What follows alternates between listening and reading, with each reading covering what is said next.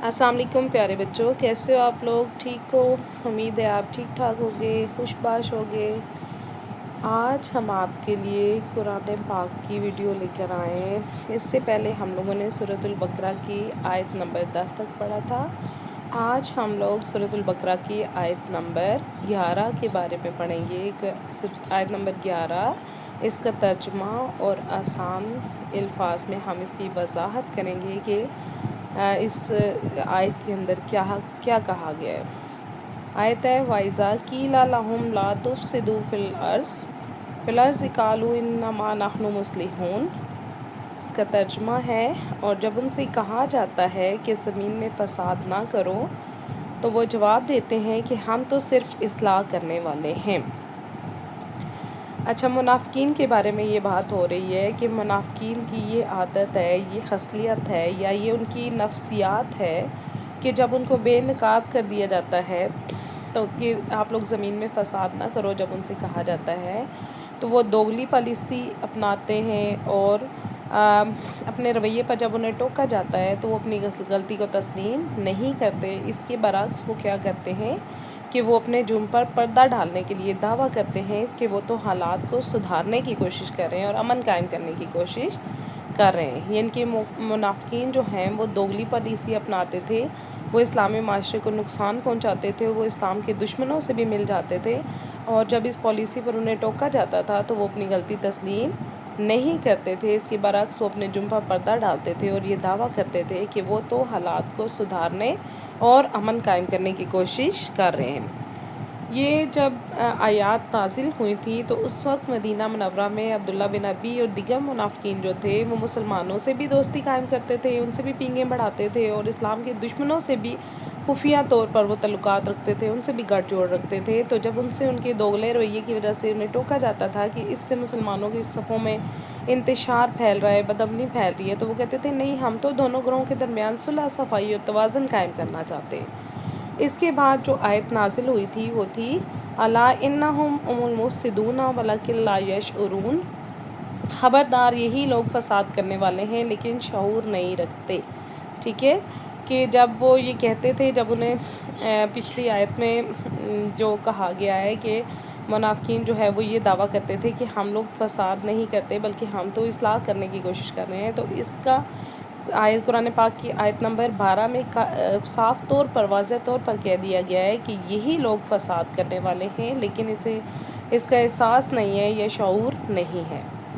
अब ये पिछली आयत यानी आयत नंबर 11 का बराह रास्त जवाब है कि जब मुनाफ़िकीन ने दावा किया वो ज़मीन पर फ़साद नहीं करते बल्कि इस्लाह करते हैं, अमन फैलाते हैं, तो अल्लाह ताला ने इंतहाई सख्त अल्फाज में उनके इस दावे की तरदीद फरमाई, और अल्लाह ताला ने वाज़ह किया कि हकीकत में यही लोग फ़सादी हैं, लेकिन इनकी इतनी अक्लें मसख़ हो चुकी हैं, इतनी इनकी अक्लें ख़राब हो चुकी हैं कि वो अपने फ़साद को भी इस्लाह समझ रहे हैं, हालांकि यही लोग जो हैं ये फ़साद करने वाले हैं। ठीक है, इस आयत से ये वाज़ह होता है कि किसी अमल का नाम इस्लाह रख देने से वो अच्छा अमल नहीं हो जाता। अब जब तक वो सच में अच्छा अमल ना हो, तो मुनाफ़िकीन जो थे वो कुफ्र और ईमान के दरमियान सौदेबाजी करना चाहते थे और मुसलमानों के राज दुश्मनों को देते थे, माशरे के अंदर अमन कायम करने की कोशिश नहीं करते थे बल्कि अमन को तबाह करने की कोशिश करते थे। तो वो इसको कोई भी नाम देते, वो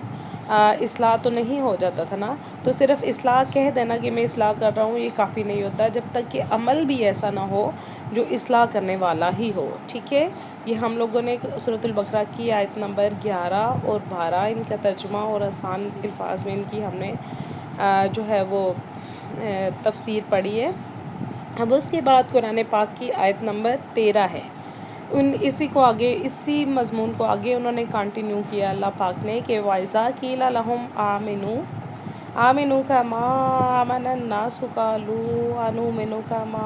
आमन अस्सुफ़हाउ अला इन्नहुम मुस्सुफ़हाउ वलाकिन ला यअलमून। कि जब इनसे कहा जाता है कि और लोगों यानी सहाबा की तरह तुम भी ईमान लाओ, तो जवाब देते हैं कि क्या हम ऐसा ईमान लाएं जैसा बेवकूफ़ लाए हैं। ख़बरदार हो जाओ, यकीनन यही बेवकूफ़ हैं लेकिन नहीं जानते। इस आयत में मुनाफ़िकीन के तकब्बुर और सहाबा रज़ियल्लाहु अन्हा के बारे में उनकी तौहीन आमेज़ सोच को बेनकाब किया गया है کہ جب منافقین سے کہا جاتا ہے کہ سچے دل سے اسلام قبول کرو اور مصلحت پسندی چھوڑ کر صحابہ جیسا اخلاق پیدا کرو، تو وہ صحابہ کی ان قربانیوں اور سادگی کا مذاق اڑاتے تھے۔ اللہ تعالیٰ نے ان کے اس تکبر کا جواب دیتے ہوئے واضح کیا ہے کہ سچی عقل قربانی اور ایمان میں ہے، جبکہ منافقین کا دوگلا پن ہی اصل بیوقوفی ہے۔ صحابہ کرام رضی اللہ عنہ جو حضور پاک صلی اللہ علیہ وسلم کے ساتھی تھے، انہوں نے تو اسلام کے لیے سب کچھ چھوڑ دیا،